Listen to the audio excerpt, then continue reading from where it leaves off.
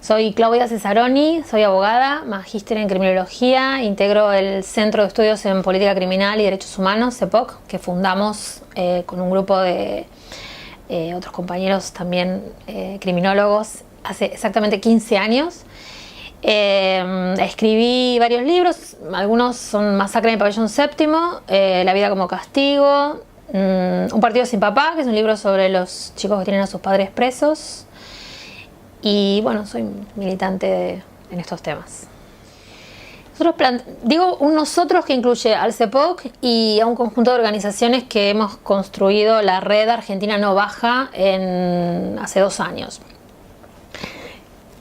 Es inconstitucional, en primer lugar, porque es regresivo. Un principio del derecho internacional de derechos humanos que tiene que ver con la no regresividad en cuanto a los derechos que ya están siendo gozados por un grupo, por una persona, por un sector. En este caso, los adolescentes menores de 16 años gozan del derecho de no ser sometidos a proceso penal. Y nosotros entendemos, y ahí nos plantamos en una discusión con algunos que plantean que bajar la edad de punibilidad implica dotar de garantías a un sector de los adolescentes, que el sistema penal no tiene la función de brindar garantías, que el sistema de garantías es un sistema constitucional del que gozan todos los ciudadanos y ciudadanas por el solo hecho de nacer en nuestro territorio o de habitar nuestro territorio, y que si entendiéramos que para gozar de garantías hay que ser introducido al sistema penal, entonces por el absurdo deberíamos introducir a los niños desde los 0 años en el sistema penal. El sistema penal se establece para punir, para aplicar pena. Por eso planteamos que la discusión es sobre la edad de punibilidad. ¿Desde qué edad vamos a decidir que un adolescente sea sometido a un proceso penal?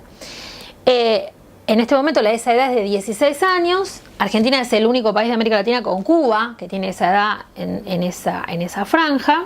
Ese es un argumento que suelen usar para discutir o para plantear que hay que bajarla. Nosotros decimos que la Argentina justamente tiene derechos que muchos otros países latinoamericanos no tienen, sobre todo los sociales. Por ejemplo,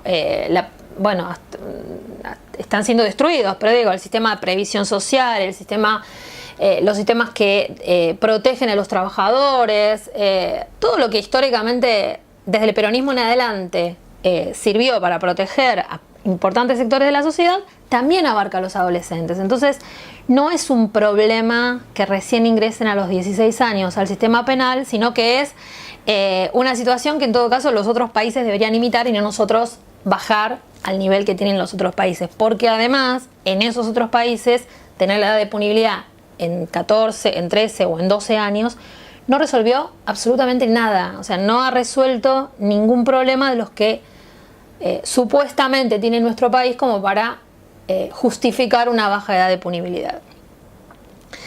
Entonces, principalmente eso, el principio de no regresividad. Después, porque nuestro planteo no es que con esos o sea, nosotros sostenemos y estamos de acuerdo en que hay que derogar la 2278, que es una ley de la dictadura. Nos parece inaceptable que la ley o el código penal que se aplica a los adolescentes esté firmado por Videla y por Rodríguez Varela, y por genocidas o por autores ideológicos de la masacre como el ex ministro de Justicia Alberto Rodríguez Varela. Pero se puede hacer, digamos, esa reforma al sistema penal juvenil se puede hacer sin bajar la edad de punibilidad. Y lo que decimos que por debajo de los 16 años suceda con los adolescentes es que sean abordada su problemática por otras áreas del Estado, es decir, las áreas no penales. Es decir, no planteamos que no deba hacerse nada con esos adolescentes, sino que eso que se haga, lo hagan las otras áreas del Estado. Eso es absolutamente coherente con la Convención sobre los Derechos del Niño y con la 26061, la Ley de Protección Integral de Derechos de Niñas, Niñas y Adolescentes, que justamente ambas, en armonía, plantean todo el tiempo sacar a los niños y a los adolescentes no solo del sistema penal, sino del sistema de administración de justicia. Tratar de resolver sus problemáticas por fuera del sistema de administración de justicia. La Argentina fue condenada en el caso Bulacio y en el caso Mendoza en una condena fue en 2003, la otra en 2013, en dos casos que incluyen, que digamos involucran adolescentes como víctimas, ¿no? En el caso Bulacio, un adolescente detenido por una norma de baja jerarquía, un memorando interno de la Policía Federal y luego entregado cadáver a su familia. Y el caso Mendoza por las imposiciones de penas de prisión perpetuas a adolescentes en nuestro país. En ambos casos, la Corte Interamericana le dijo a la Argentina: ustedes deben sancionar un régimen penal juvenil respetuoso de los principios de derechos humanos a nivel internacional, respetuoso de los derechos y garantías de los adolescentes. Y también le ha dicho reiteradas veces a la Argentina que ese nuevo régimen penal juvenil debe ser sin bajar la edad de punibilidad, claramente. Lo mismo ha dicho el año pasado el Comité de Derechos del Niño de Naciones Unidas. La Argentina debe sancionar un régimen penal juvenil sin bajar la edad de punibilidad. Lo mismo le ha dicho UNICEF al gobierno cuando ha participado en discusiones hace 2 años, luego de un caso muy terrible como fue el caso del niño Brian Aguinaco, que el gobierno eligió perversamente para plantar la discusión sobre la baja edad de punibilidad, como elige hoy. Hoy, por suerte, digo, no hubo ningún caso trágico, pero lo utilizan nuevamente como una cuestión de propaganda electoral.